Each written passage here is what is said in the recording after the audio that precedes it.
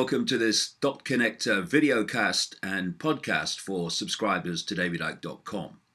Now, I've been talking all around the world since last summer, in country after country, venue after venue, no problem whatsoever. Lovely people turn up, and we have a fantastic day of exchanging information that people wouldn't get, not only in the mainstream media, but great chunks of it anywhere else. So it's all been great. And then before I was due to speak in Manchester 2 weeks ago, out of nowhere came this communication by an organization called Campaign Against Anti-Semitism, headed up by this guy, Steven Silverman. He calls himself, whoever the hell he is. And they informed the venue, the O2 Apollo in Manchester, that I was a modern-day anti-Semitic hate preacher who was going to basically attack Jewish people.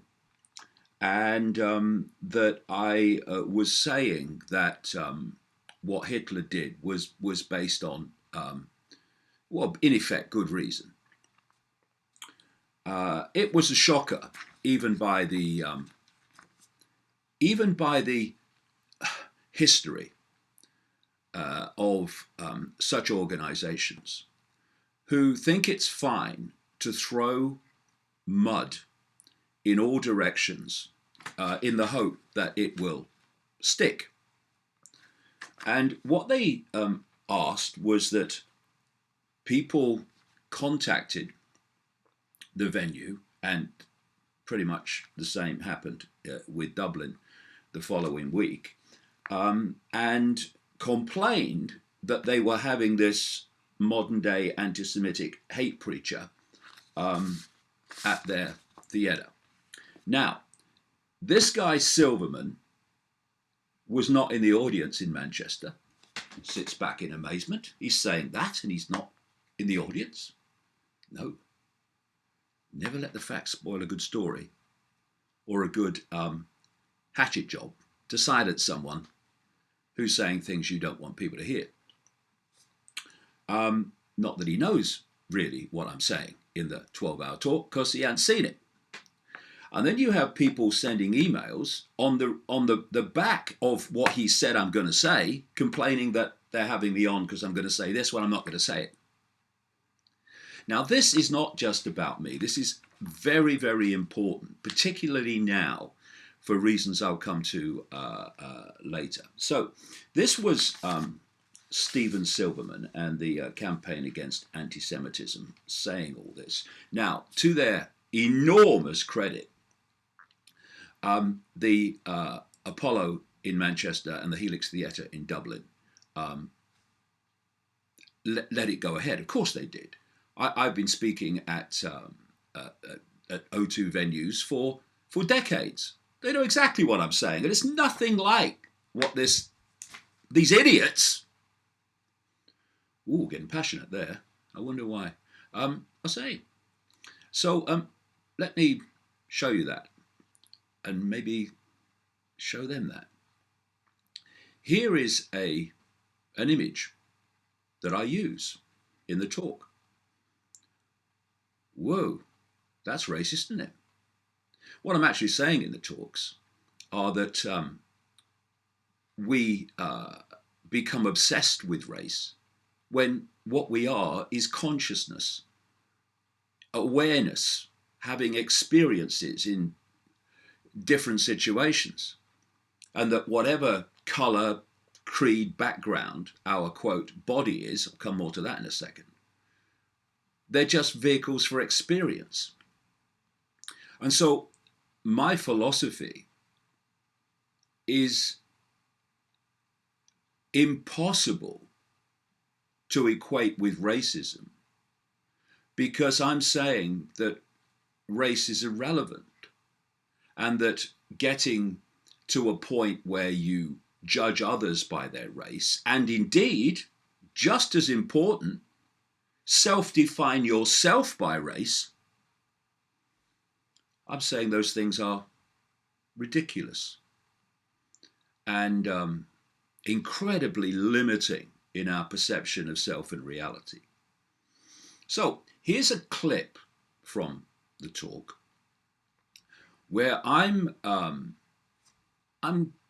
explaining about this infinite awareness of which we're all a part, and its relationship to what we call race.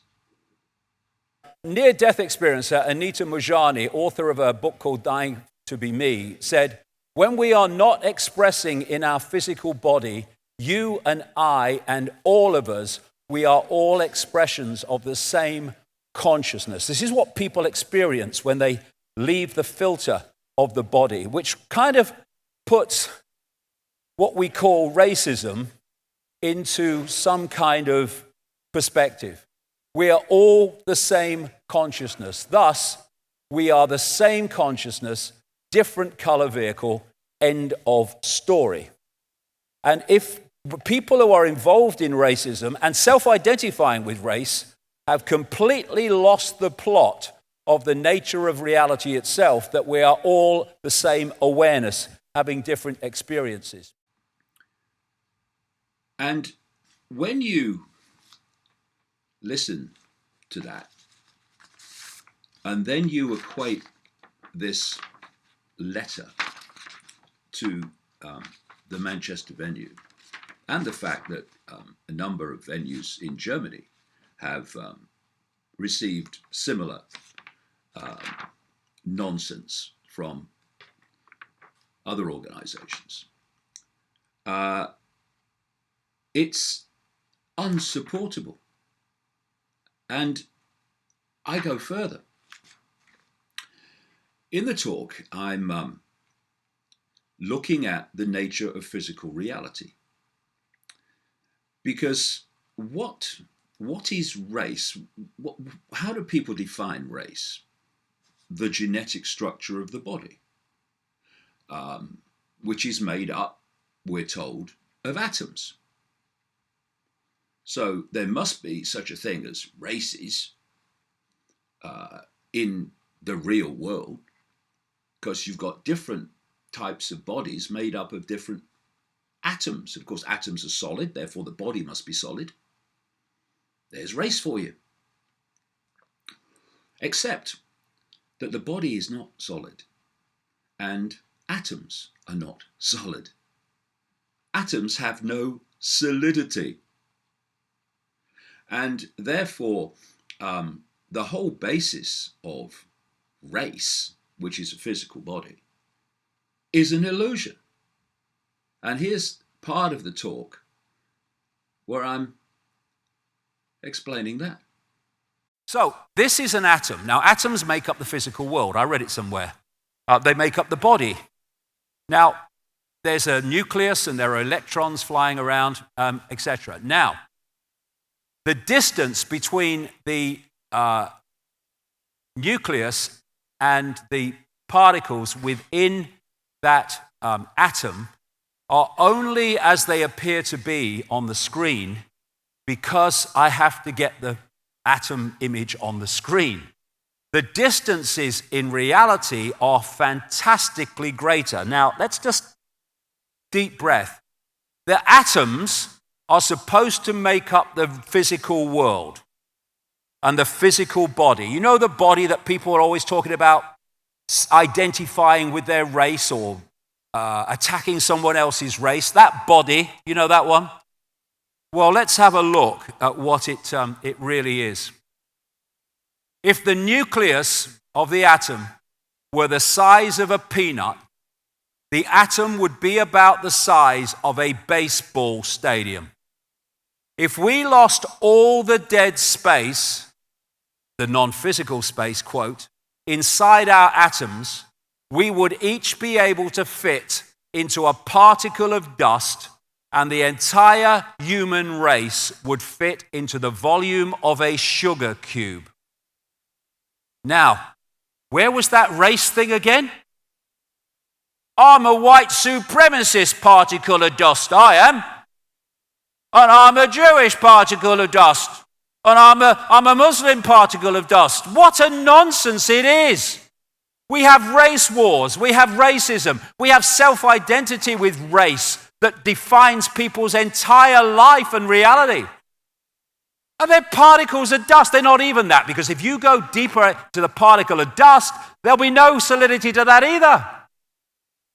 It's all illusion. And they want to stop me speaking because I'm racist. What?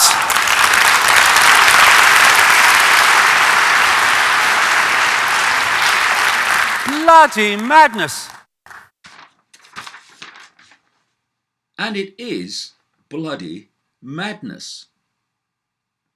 When you are saying, in effect, as I am, that physicality doesn't exist, therefore physical race doesn't exist. And these people are saying, I'm a hate preacher preaching racism. And there's something else they do. They ask anybody who was in the audience in Manchester who witnessed the performance to email them describing what happened. What they were expecting, of course, in their stunning levels of ignorance. Oh, he said this and he said that. No. They were inundated with emails from members of the audience. I know that because a lot of them forwarded copies on to us, with people saying, he never said any of that stuff you said he was going to say.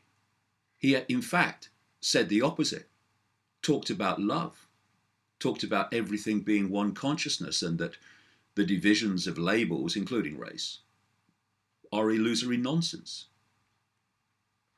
So, Mr. Stephen Silverman, are you going to apologize? Now you've been told that what you said I was going to say and tried to stop me speaking as a result is a nonsense. Are you even going to publish the emails from the audience so that people can see what I actually said? And indeed, we've got an audio version of the talk to show that you're talking complete nonsense. And if this was an isolated situation, it would be bad enough, but it's not. This use of anti-Semitism to silence people who are legitimately questioning and investigating aspects of what are called Zionism is going on all over the world and is designed to silence that legitimate investigation and that legitimate exposure. So let me explain what I'm talking about when I challenge the extremes of the regime in Israel and the inner circle of the Zionist movement. First of all, Zionism is not about race. It's a political philosophy. It's a political movement. And there are many, many Jewish people all over the world who fiercely, vehemently oppose Zionism. Then there are great swathes of Jewish people in the world who support Zionism as support for the existence of Israel and for the way they perceive Zionism to be. What I'm saying, however, is that there is a cabal at the center of Zionism, not least connected to the House of Rothschild, that is in effect, more than in effect, a secret society.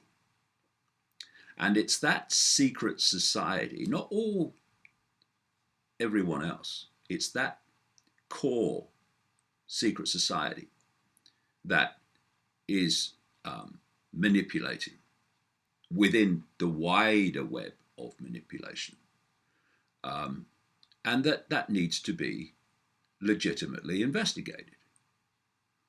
You know, when, for instance, you have the chairman of the US Federal Reserve, the privately owned Central Bank of America, going back to Reagan Bush, everyone since then, Alan Greenspan, Bernard Bernanke, Janet Yellen, have been Zionists, right up to present day, where Janet Yellen is chairman of the Federal Reserve and Stanley Fischer is vice chairman. He used to be head of the Bank of Israel. Now, when you think that the entire Jewish population of America is 2%, then take away all these, the great majority of the Jewish population who are either opposing Zionism or don't really appreciate what it is at its core. And what you're left with is a tiny few people from the secret society level that have an extraordinary ratio in terms of positions of influence and power. Now that is legitimate journalistic investigation. If that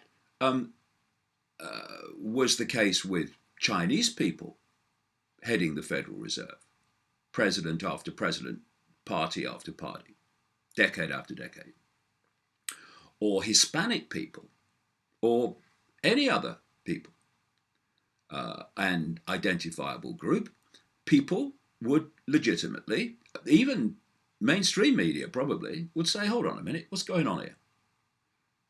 So why is it different when there's a common theme of Zionism?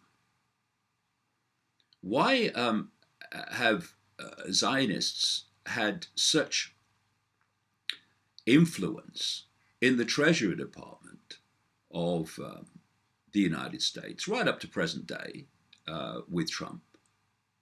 Why is it that the leader of Israel, which I say is the fiefdom of the Rothschilds, and Israelis are just being used as a, if you like, something to hide that behind. Why does someone like Benjamin Netanyahu have so much influence, have such a voice on the world stage, when he is the leader of 8 million people in a world of 7.4 billion? These are legitimate questions that any journalist worth the name would be asking. And if there are fair enough answers to it, then fair enough. But to say they can't be highlighted and can't be asked simply because groups of people systematically hurl anti-Semite at you whenever you question the actions of Zionism, not least in relation to Palestinians, and the actions of the Israeli government.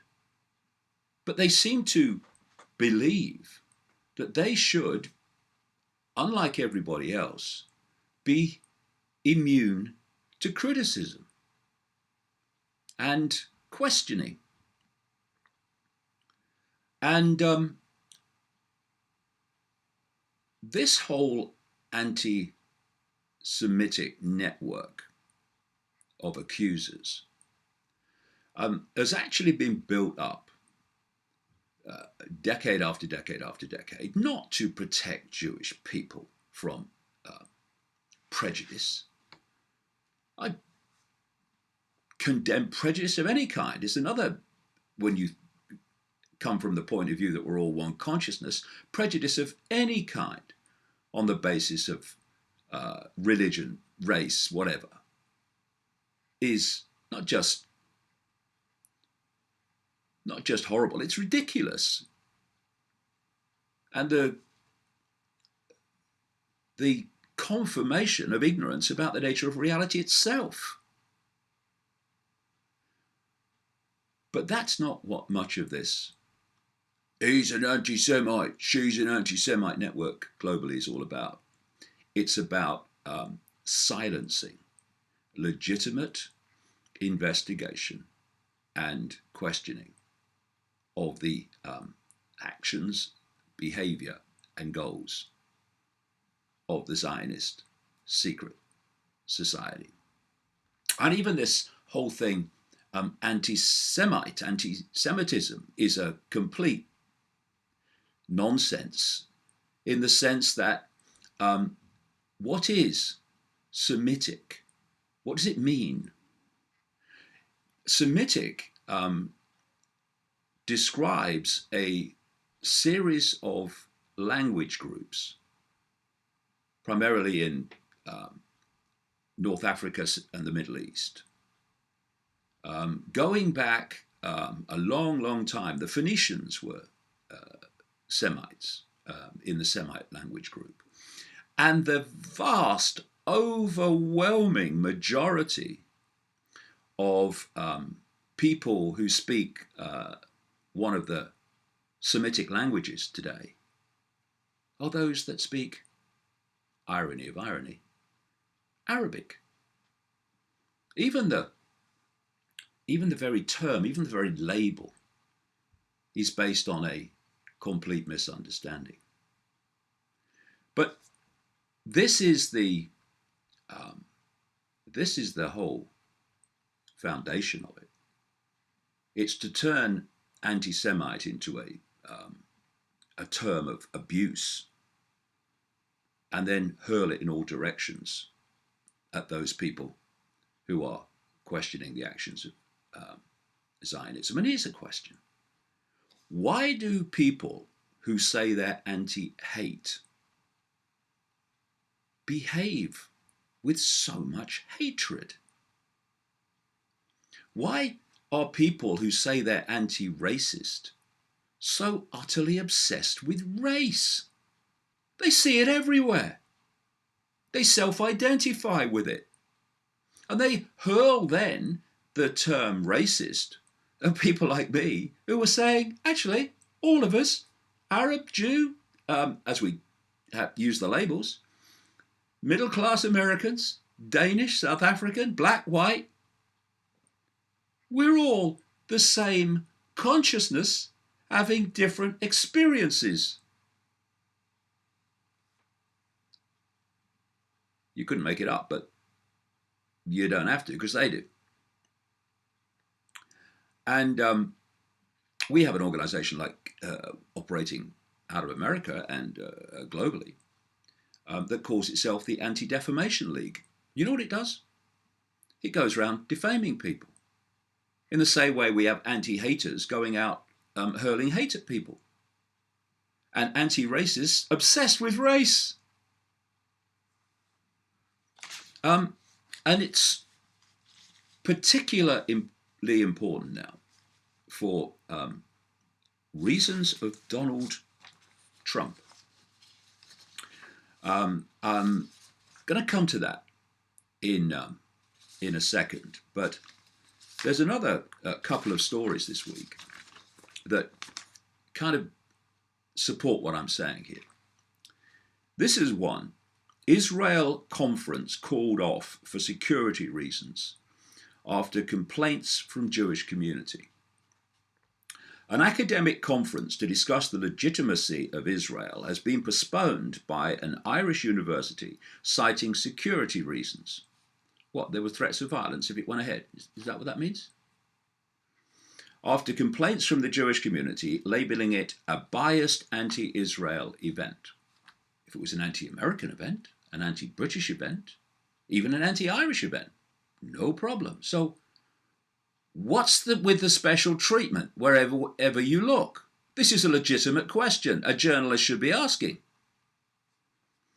The seminar was due to convene at University College Cork in March, but has been called off due to, quote, inadequate security infrastructure and staffing, amid reports of planned protests at the event.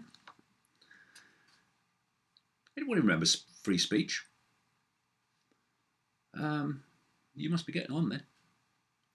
The conference was entitled International Law and the State of Israel, Legitimacy, Responsibility and Exceptionalism.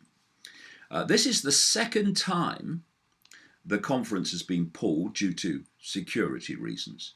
In 2015, the University of Southampton cancelled the event, citing similar reasons. However, members of the Irish for Israel organisation who contacted the Cork University asking them to cancel the event have claimed the move as a win. Oh, free discussion, free expression has been deleted. Whoa! Result. Stand With Us Israel spearheaded the email campaign to the president of the university, describing the conference as, quote, another example of shameful hatred and discrimination masquerading as an academic conference. Again, hateful, hatred. You question Israel, you've got to be hateful. It's cause and effect, apparently. The group claimed the conference, quote, deliberately shuts out voices of those it doesn't agree with and seeks to push an hateful agenda. Hateful again. Now, I did just read that, didn't I? Let me do that again. The group claimed the conference deliberately shuts out voices of those it doesn't agree with, like Zionist organizations are doing to people all over the world whenever they challenge Israel.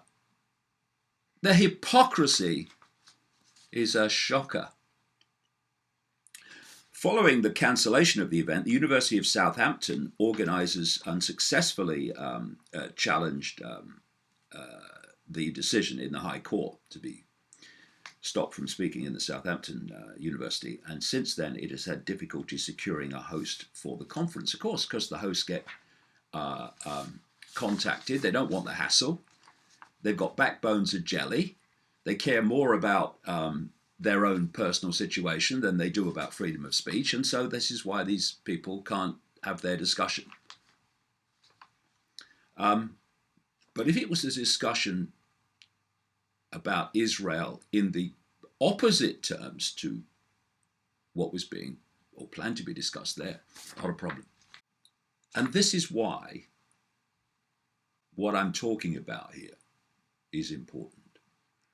Because Donald Trump is the most vehemently pro-Israel, Israel right or wrong, president since Israel was created. They are going to be allowed to do basically whatever they like without resistance from the United States. And we're already seeing it, and they know that's the case. We have had, since Trump was elected, never mind, inaugurated, announcements of more and more building of Israeli settlements, thousands and thousands of buildings in occupied Palestinian land in the West Bank and East Jerusalem. And we are seeing Israel, its leaders, becoming more and more belligerent and up yours since Trump won the election. This is the Prime Minister Netanyahu this week. Israel PM, new settlements, just a taste of things to come in Trump era. Israeli Prime Minister Benjamin Netanyahu says that the latest settlement approval is just a taste of the new measures, which will be taken now that Barack Obama is no longer US president. Quote, we are leaving the period The building approval was a taste. We are going to be doing many things differently from now on, said Netanyahu while addressing the Israeli parliament on Wednesday. The Israeli approval for these new settlements came 2 days after a phone conversation between Trump and Netanyahu in which regional issues were discussed, and the Israeli Prime Minister was invited to Washington in February. Despite recent resolutions against the illegal settlements, the United Nations Security Council refrained from taking any measures against the move following a closed-door meeting held on Wednesday. And the resolution that went through condemning these Israeli settlements in Palestinian-occupied land only went through in the last breaths of the Obama regime because for the first time the United States abstained and didn't veto such a resolution. I think you can safely say, now Trump's in, that that's the last time that will happen. And then there is this guy this week, Israeli Defense Minister, this guy Lieberman. Army will go full force in future wars, collapsing EU shouldn't lecture, Israeli defense chief. And he said, again in this Trump era, that the army, the Israeli army, will stop at nothing to defeat the enemy in conflicts to come, and they won't stop until the adversary waves a white flag. He also slammed attempts by third parties to what he called meddle. Speaking at a 2-day security conference in Tel Aviv, Lieberman, a longtime ally of Netanyahu, said that the Israeli Defense Forces, IDF, will fight till the bitter end and not settle for half measures. It doesn't matter, he said, where the next conflict breaks out. It has to be at full strength. You recruit the entire army, the entire reserves, you go full strength until the end, until the other side raises the white flag. We will not stop in the middle. If a quarter of the strip is needed, then we occupy a quarter of the strip. If more, then more. And this is why understanding why this label of anti-Semite is thrown around like confetti, why it's done and why it's being done now. Because things are going to happen through Israel, thanks to Trump, that are going to need to be exposed. And the Palestinians, who are just starting the next nightmare, quite possibly their worst nightmare, now Trump's in, are going to need the support of people around the world. And if we bow to intimidation, if progressives buy the nonsense put out by these organizations, then we are going to concede the right to publicly challenge the behavior of Israel and expose its agenda. And that must not happen. We need some backbone here out of sheer decency. And so, Mr. Stephen Silverman, publish the emails from the audience in Manchester. Apologize for the grotesque misrepresentation of what I am saying in these talks. And to everyone else, yes, there are people who are racially anti-Jewish. There are people who are racially anti-Muslim, racially anti-black, anti-Hispanic, anti-Asian. Of course those racists exist. They're idiots. But we must not allow those who are genuinely trying to uncover what's going on in the world and why to be tarred with them and thus silenced. in the name of nonsense like this.